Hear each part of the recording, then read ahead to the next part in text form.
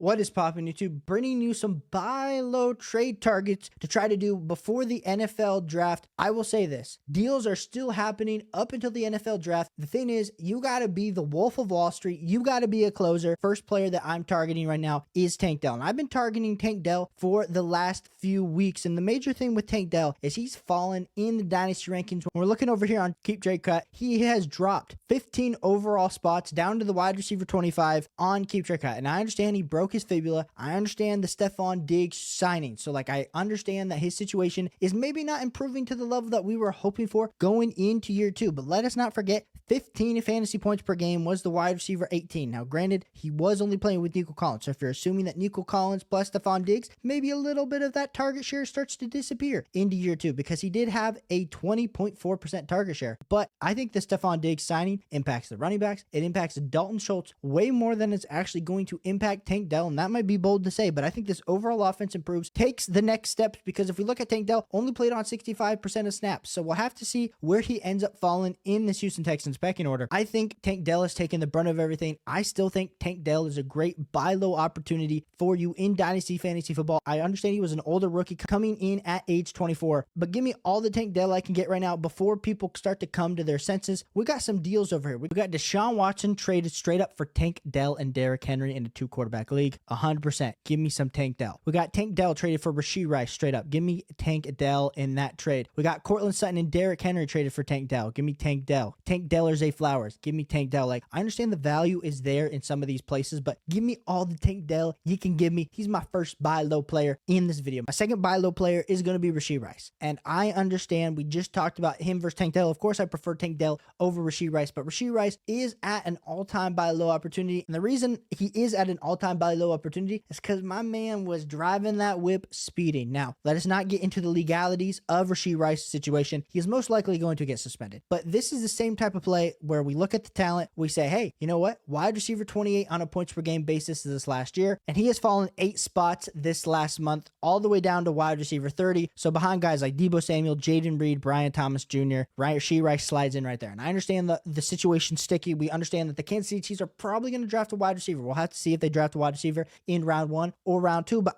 that does not impact my opinion of Rashee Rice in the slightest, because if we look at Rashee Rice, still only 24 years old. We got Travis Kelce. How much longer does Travis Kelce have? Is it year to year at this point? That's kind of how I'm looking at Travis Kelce. So Rashee Rice could be stepping into more of an alpha type level role for the Kansas City Chiefs. And we've seen that if these wide receivers can produce next to Patrick Mahomes, they're going to be valuable. Now, this whole legal situation, even if somehow Rashee Rice gets suspended for 7 to 8 games, I'm still buying Rashee Rice at these prices, because the thing is, when we're looking at ourselves in week 9 or week 10, we got Rashee Rice in our lineups. No matter if he's been playing for a few weeks or if those are the first few weeks off the bat, I want some Rashee Rice there. And I think it's very valuable to be buying low into him, because I think the value is only going to go up. He's going to get right back into the wide receiver 20 range. So buy the dip if you can on Rashee Rice. Some trades that we're seeing currently go down on Dynasty Daddy for some Rashee Rice. We got Rashee Rice for the 203. Come on, guys. Give me the Rashee Rice side. Jahan Dotson or the 202 or Rashee Rice. Give me Rashee Rice. Rashee Rice in a third in 2026 for the 203 this season. Give me some Rashee Rice.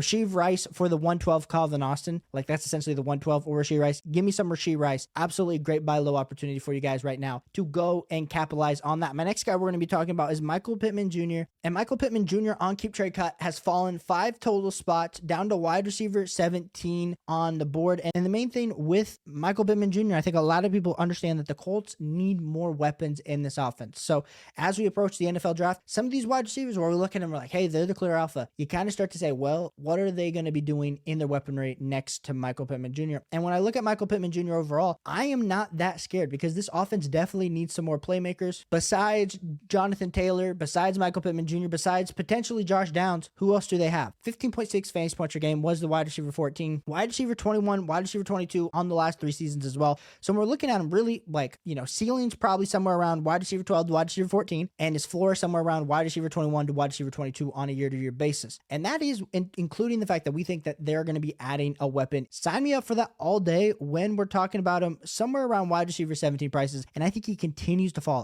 So maybe buy low. We should wait to see what they do in the NFL draft, but I think a lot of managers are a little bit worried about Michael Pittman Jr., and there's a little bit of a discount that you can go take advantage of right now in the Dynasty landscape. When we're looking at some trades that have gone down for Mr. Michael Pittman Jr., we got James Cook in the 306 for Michael Pittman Jr. in the 405. Give me the Michael Pittman Jr. side. We got Michael Pittman traded for the 201 and the 206. Give me Michael Pittman Jr. right there. We got Michael Pittman traded straight up for Kyren Williams. Now, depending, I know I put out a video about Kyren Williams, so I thought Kyren Williams was a sell. A lot of y'all were not happy with that. That one's going to have to depend on you. It is half PPR. It is 14 teams. I always prefer the wide receiver in that situation. Is Michael Pittman Jr. enough to make you get off Kyren Williams? To be determined. But I think there are some great still buy low here for Michael Pittman Jr. So let me know what you think of Michael Pittman Jr. down below. My next guy is going to be Diontae Johnson. And when I thought it just couldn't get worse, it continues to get worse. He's dropped 13 spots, not only this month, down to wide receiver 44. And I think a lot of people are also assuming that the Carolina Panthers are going to be addressing their wide receiver position in the NFL draft. But like we said, with Diontae Johnson, targets are earned, not given. Last year in 13 games, 87 targets, 51 receptions, 5 total touchdowns, 11.8 fantasy points per game, was wide receiver 39. Now, if we look back, it's only been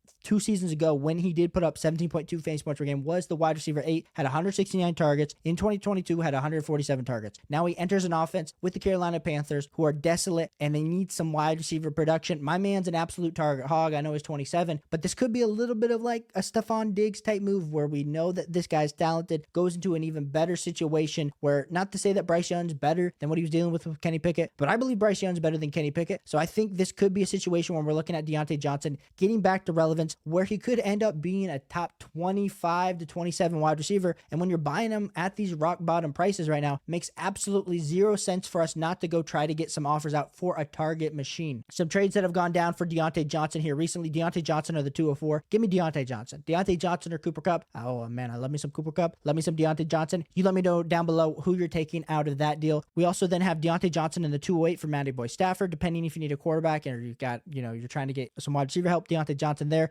Diontae Johnson or Christian Watson. I know Christian Watson's a little bit more expensive, a little bit more valuable in dynasty circles typically, but I kind of want Diontae Johnson there. I just think it's a great buy low opportunity to go chase some Diontae Johnson. And my final buy low to bring you before the NFL draft is going to be Mr. Brian Robinson Jr. of the Washington Commanders. And Brian Robinson has had his value absolutely tank. He is down 7 total spots in the Dynasty RB rankings. And the main reason is Austin Eckler was signed. You also still have Chris Rodriguez in the backfield. I'm not understanding why they're concerned about Brian Robinson absolutely being overtaken by Austin Eckler. Austin Eckler's coming in to play the Antonio Gibson role. And even though Brian Robinson is kind of between the tackles, early down guy, still averaged 4.1 yards per carry with Sam Howell, 36 receptions for 367 yards. Now, the Washington Commanders have the 2nd overall pick in the draft. They're either going to be taking Jaden Daniels or they're going to be taking Drake May. Either way, they are going to be running the ball a lot more this year than they were last year, just because a lot of teams like to deploy a little bit more of a running attack to get these rookie quarterbacks comfortable. And when I look at Brian Robinson, who finished as the RB22 in fantasy football last season, I think Brian Robinson Jr. is a good buy low, especially if you need some running back production, because based on their backfield, are most likely not going to be addressing the running back position in the first 2 to 3 rounds. We look at what Brian Robinson is being traded for: a 2026 round 2 pick and a 2024 third round pick for Brian Robinson. We got Brian Robinson for the 207 and the 407. Like, those are the type of deals. The 201 for Brian Robinson, honestly, I probably lean the 201 there. So maybe not all the time is a buy low, but the 210 for Brian Robinson, that's another great trade. Like, I think you could be buying Brian Robinson low. So let me know what you think of these buy lows. Let me know if you think you got a shot to get one of these guys before the NFL draft. Appreciate you guys for tuning in. Hit that like and subscribe button, and I'll catch you on the next one. Peace.